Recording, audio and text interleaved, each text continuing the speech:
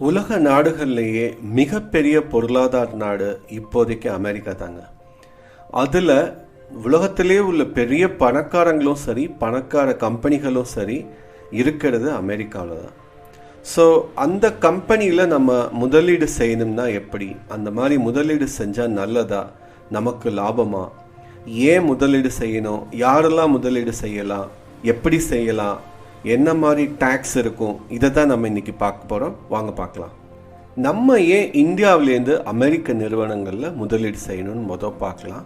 இப்போ பார்த்தீங்கன்னா Microsoft, Google, அதுக்கப்புறம் அமேசான், அதே மாதிரி ஃபேஸ்புக், ட்விட்டர், டெஸ்லா, இந்த மாதிரி பெரிய பெரிய கம்பெனிகள்லாம் அமெரிக்காவில் தான் அமெரிக்கன் ஸ்டாக் மார்க்கெட்டில் தான் இருக்குது.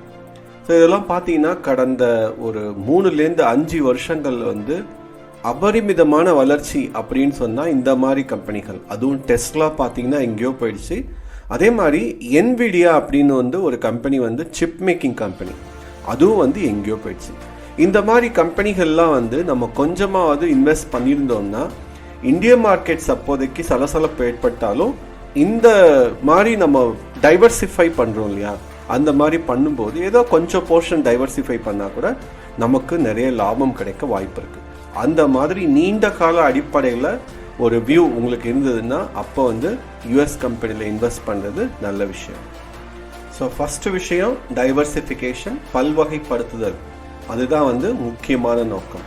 ஃபார்மா, ஹெல்த் கேர், அதுக்கப்புறம் தொழில்நுட்பம், டெக்னாலஜி கம்பெனிஸும் ஜாஸ்தி இருக்கிறது அமெரிக்கா தான். அந்த மாதிரி வாய்ப்புகளை விடாமல் இருக்கலாம், நம்ம அங்கே இன்வெஸ்ட் பண்ணலாம். மூணாவது முக்கிய விஷயம் பார்த்தீங்கன்னா, இந்திய ரூபாய்க்கு எதிராக அமெரிக்க டாலர் தொடர்ந்து மேலே போய்கிட்டே தான் இருக்குது. இப்போதைக்கு 83, 84 வரைக்கும் போயிடுச்சு. ஸோ இது குறைஞ்ச பாடு இல்லை. ரொம்ப வருஷமாக, கடந்த 20 வருஷமாக அமெரிக்க டாலரோட மதிப்பு ஏறுமுகம் தான். இந்த மாதிரி சமயங்களில் நம்ம இன்வெஸ்ட் பண்ணுற பணம் எதுவுமே பண்ணாமல் டாலர் மதிப்பு மட்டும் மேலே போகிறதால கூட உயர முடியும். அது மூணாவது முக்கிய விஷயம். யார் முக்கியமாக முதலீடு பண்ணலான்னா, ரொம்ப வருஷ நீண்ட கால தொலைநோக்கு பார்வை இருக்கிறது, அது மட்டும் இல்லாமல் பல்வகைப்படுத்துதல், டைவர்சிஃபிகேஷன், ரொம்ப டிஃப்ரெண்ட்டான அபரிமித வளர்ச்சி வேணும் என்னோட போர்ட்ஃபோலியோவில், இந்த மாதிரி விஷயங்கள் உங்களுக்கு வேணும்னா அவங்கெல்லாம் யூஎஸ் கம்பெனியில் இன்வெஸ்ட் பண்ணலாம். எப்படி முதலீடு செய்கிறது? 2 விதமாக பண்ணலாம். ஒன்று டைரக்ட் இன்வெஸ்ட்மெண்ட் அப்படின்னு சொல்லுவாங்க. அது எப்படின்னா, இங்கேயும் அங்கேயும் புரோக்கர்ஸ் இருக்காங்க, இந்தியாவிலையும் இருக்காங்க. எப்படி நம்ம ஜெரோதா, 5 பைசெல்லாம் இங்கே இருக்கோம், அதே மாதிரி அங்கேயும் உள்ள ஒரு ட்ரேடிங் புரோக்கர்ஸ் இருக்காங்க. அவங்கக்கிட்ட டைரெக்டாக பர்டிகுலர் கம்பெனிஸை வாங்குறதுக்கு இன்வெஸ்ட் பண்ணலாம். அதுக்கு அஃப்கோர்ஸ் நீங்கள் இந்திய மதிப்பு உள்ள பணத்தை அமெரிக்க டாலராக ஆன்லைன்லேயே மாற்றி அதுக்கப்புறம் தான் இன்வெஸ்ட் பண்ண முடியும். மறைமுகமாக எப்படி பண்ணுறதுன்னா, மியூச்சுவல் ஃபண்ட்ஸ், ஃபண்ட் ஆஃப் ஃபண்ட்ஸுன்னு நிறைய இருக்குது. அதை பற்றி நம்ம கூடிய சீக்கிரம் விளக்கமாக பார்க்கலாம். இந்தியாவில் இன்வெஸ்ட் பண்ணுறத விட அமெரிக்காவில் இன்வெஸ்ட் பண்ணுறதுக்கு நிச்சயமாக கமிஷன் அந்த மாதிரிலாம் இருக்கும். அதே மாதிரி எக்ஸ்சேஞ்சில் பணத்தை மாற்றும் போதும் ஒரு சில கட்டணம் இருக்கும். அதை பற்றி நல்லா தெரிஞ்சுங்க. ஒரு ஹை லெவலில் நான் இன்டர்நெட்டில் தேடின வரைக்கும் கிடைச்ச ஒரு லிஸ்ட்டு தான் இது. எல்லாமே இல்லை, இதில் பார்த்தீங்கன்னா இண்டு மணி கூட இல்லை இந்த லிஸ்ட்டில். இது மாதிரி நிறைய கம்பெனிஸ், அதாவது இன்வெஸ்ட்மெண்ட் புரோக்கர்ஸ் இந்தியாவில் இருக்காங்க. இவங்க வழியாக நம்ம அமெரிக்க கம்பெனிகளில் இன்வெஸ்ட் பண்ண முடியும். ஸோ 2வது முறை நான் சொன்னேன் இல்லையா, இது ஃபண்ட் ஆஃப் ஃபண்டுன்னு சொல்லுவாங்க, அதாவது மியூச்சுவல் ஃபண்ட்ஸ். இங்கே ஒரு மியூச்சுவல் ஃபண்ட் இருக்கும். அவங்க என்ன பண்ணுவாங்கன்னா யூஎஸ் கம்பெனிஸில் மட்டும் இன்வெஸ்ட் பண்ணுவாங்க.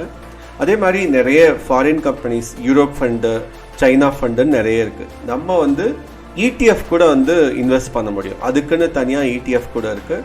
ஸோ இதில் என்ன ஒரு விஷயம்னா, நம்ம தனியாக இந்த எக்ஸ்சேஞ்ச் பண்ணுறது, ஏதாவது டெபாசிட் பண்ணுறது, இதெல்லாம் எதுவுமே தேவையில்லை.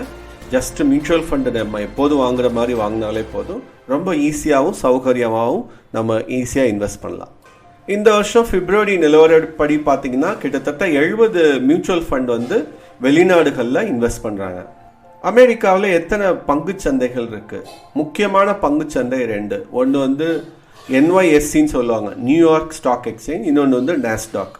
அது இல்லாமல் அங்கே ஒரு 13 டிஃப்ரெண்ட் பங்குச்சந்தைகள் இருக்குது. ஆனால் அந்த மெயினாக நாஸ்டாக்கும் NYSE தான் ரொம்ப முக்கியம். அது மட்டும் இல்லாமல் உலகத்திலே அதிகமாக பங்கு வர்த்தகம் நடைபெறுறதும் அங்கே தான். கிட்டத்தட்ட 1.5 பில்லியன் ஷேர்ஸ் 2800 கம்பெனிகளோட வர்த்தகம் ஒரு நாளில் நடக்குது அமெரிக்க பங்குச்சந்தையில். இந்தியாவில் இருக்கிற மாதிரியே டிவிடெண்ட் அப்புறம் வந்து கேபிட்டல் கெயின் ரெண்டுத்துக்குமே அங்கே டேக்ஸ் உண்டு. இந்திய மற்றும் அமெரிக்க அரசாங்கங்கள் வந்து இரட்டை வரி தவிர்ப்பு ஒப்பந்தம் அப்படின்னு சொல்லி ஒன்று வச்சுருப்பாங்க. அதுபடி பார்த்தா அங்கே ஆல்ரெடி வந்து டேக்ஸ் ஆயிடுச்சுன்னா இங்கே அவாய்ட் பண்ணலாம். அதே மாதிரி அங்கே டேக்ஸ் ஆகலைன்னா இங்கே டேக்ஸ் போட்டுருவாங்க. அதுதான் வந்து இரட்டை வரி தவிர்ப்பு ஒப்பந்தம். இதுபடி பார்த்தீங்கன்னா நம்ம டிவிடெண்டுக்குன்னு ஒரு வரி இருக்கும், கேபிட்டல் கெயின் டேக்ஸ்னு ஒன்று இருக்கும். நம்ம ஊரில் short term long term capital gain டேக்ஸ்னு 2 இருக்குது. அதே தான் அங்கேயும் இருக்குது. இங்கே பார்த்தீங்கன்னா 12 மாதம், அங்கே வந்து 24 மாதம். அதுதான் பெரிய டிஃப்ரென்ஸ். அப்புறம் வந்து பர்சன்டேஜும் கொஞ்சம் டிஃப்ரெண்ட். அங்கே வந்து 20%, இங்கே வந்து வேறு விதமாக இருக்குது 15-20ன்னு. ஸோ இதெல்லாம் வந்து தெரிஞ்சுக்கணும். ஏன்னா வந்து நம்ம வாங்கிலாம் விற்க முடியாது. வாங்கினா நீண்ட கால அடிப்படையில் வாங்கி அதுக்கப்புறம் விற்றா தான் நமக்கு லாபம். ஸோ அமெரிக்காவில் இன்வெஸ்ட் பண்ணுறது ஒரு விதத்தில் நல்லது. முக்கியமாக பார்த்தோம்னா டைவர்சிஃபை பண்ணுறது. அப்புறம் டாலர் வேல்யூக்கு நிகராக வந்து நம்ம இந்திய மதிப்பு வந்து ரூபாய் மதிப்பு கம்மியாக இருக்கிறதால அது மேலே கீழே போகும்போது அதில் வர்ற லாபம். அது இல்லாமல் ஒரு சில பெரிய பெரிய கம்பெனிகள் அமெரிக்காவில் இருக்குது. என்விடியா, டெஸ்லா, அப்புறம் வந்து அமேசான், கூகுள், மைக்ரோசாஃப்ட், இந்த மாதிரி கம்பெனிகள்லாம் வந்து இந்தியாவிலேருந்து இன்வெஸ்ட் பண்ண முடியாது. ஒன்று டைரெக்டாக பண்ணணும். அது பண்ணால் நமக்கு வந்து நிறைய சின்ன சின்ன விஷயங்கள்லாம் நம்ம மிஸ் பண்ணிடுவோம். ஏன்னா கன்வர்ஷன் ஃபீஸ் அது இதுன்னு இருக்குது. ஆனால் மியூச்சுவல் ஃபண்ட் வழியாக ரொம்ப ஈஸியாக பண்ணலாம்.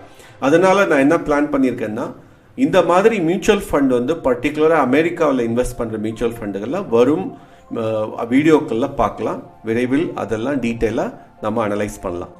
இந்த வீடியோ உங்களுக்கு யூஸ்ஃபுல்லாக இருக்கும்னு நம்புகிறேன். அப்படி இருந்தால் லைக் பட்டனை கிளிக் பண்ணுங்கள். இன்னும் நீங்கள் சப்ஸ்கிரைப் பண்ணலைன்னா சப்ஸ்கிரைப் பண்ணுங்கள். நன்றி.